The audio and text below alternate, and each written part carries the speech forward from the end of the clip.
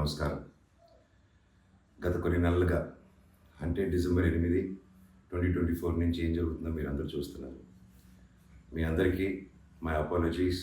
నన్ను క్షమించండి.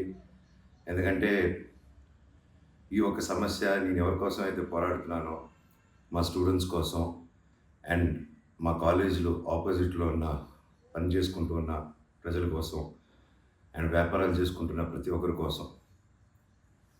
అండ్ నేను ఫస్ట్ నుంచి దాని మీద మాట్లాడుతుంటే అది తప్ప డైవర్షన్ చేస్తూ నా మీద అటాక్లు చేస్తూ నా కుటుంబ సభ్యులను లాగుతూ నన్ను ఒక మనిషిని ఎన్ని విధాలుగా ఇబ్బంది పెట్టాలో అన్ని విధాలుగా ఇబ్బంది పెట్టేస్తున్నారు.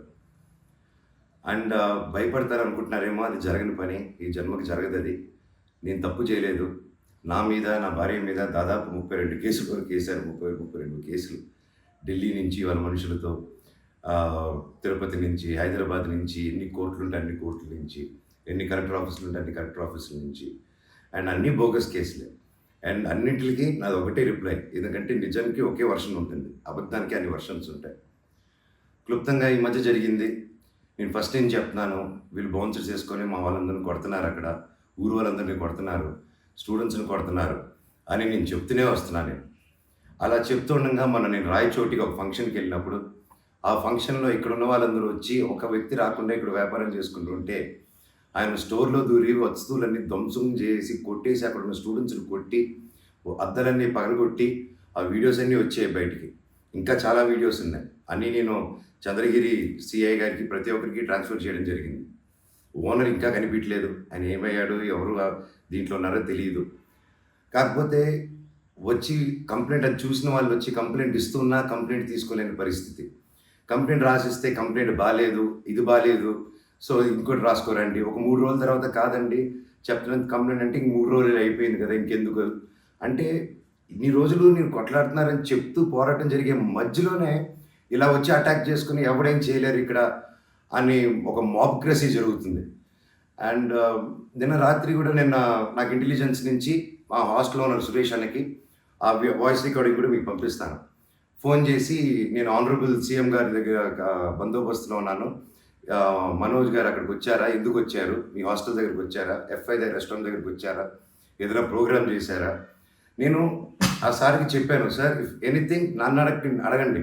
నేను ఆ సార్తో ముందు కూడా మాట్లాడాను, మీరు వాళ్ళని ఇబ్బంది పెట్టకండి, ఎనీథింగ్ ఎనీ టైం నాకు ఫోన్ చేయండి అన్నాను. పైగా నిన్న మధ్యాహ్నం 3-4 అలా జరిగింది ఆ ఫోన్ రావడం, నేను ఆ సార్తో మాట్లాడటం. మళ్ళీ నిన్న రాత్రి నేను ఇక్కడ తెలిసిన వాళ్ళ రిసార్ట్లో ఉంటే, ఇప్పుడు దాదాపు ఒక 15-20 ఇల్లు ఉంటాయి ఇక్కడ. వాటి మధ్యలో అన్నీ దాటుకుంటూ సైరన్ వేసుకుంటూ 10:30కి వచ్చి నేను నా నెక్స్ట్ ఫిల్మ్ డైరెక్టరు నా సిబ్బంది అందరూ కూర్చొని మేము అప్పుడే డిన్నర్ కూర్చొని తిందామని కూర్చున్నప్పుడు సరా అని వచ్చారు.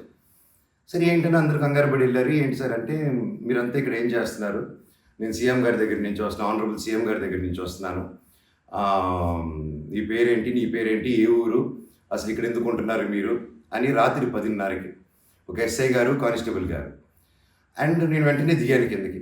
సార్ ఏంటి సార్ సీఎం గారు దగ్గర నుంచి వచ్చారని చెప్తున్నారు, what it be do mistake sir, ఒకసారి నాకు చెప్పండి ఎవరు అప్రోచ్ అయ్యారో, నేను వచ్చి కలుస్తాను సార్ అని చెప్పాను. లేదు సీఎం గారు లేదు, నేను ఆయన బందోబస్తు ఫినిష్ చేసుకుని వచ్చాను అని చెప్పి ఆయన మాట మార్చారు. ఓకే సార్ అంటే మేము దాదాపు ఒక 10-15 మంది ఉన్నామండి ఇక్కడ రిసార్ట్లో, ఒక 3 ఇల్లు తీసుకుని ఉన్నాము. అండ్ అందరూ చూస్తున్నారు, అన్ని రికార్డింగ్స్ అన్నీ చేస్తున్నాం మేము జరిగిందంతా.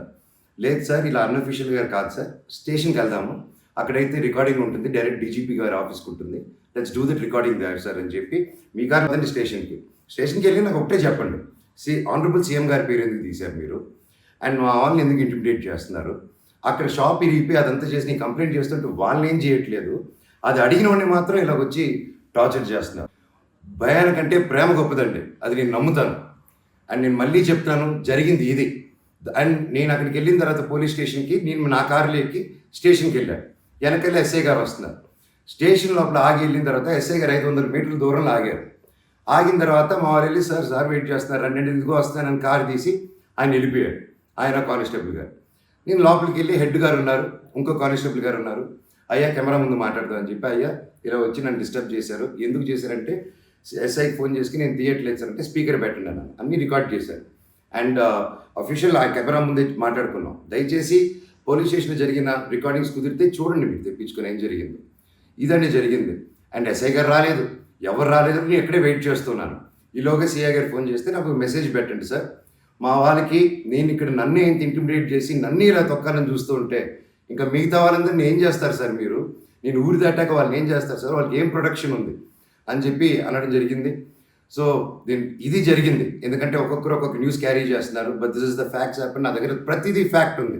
నన్ను తప్పు అయితే నా షర్ట్ పట్టుకున్నాను, ఎవరే మనోజ్ నువ్వు తప్పురా అని అడగండి మీరు, I'm ready for that. But దీంట్లో దీంట్లో ఏది నాది ఒక తప్పు లేదు.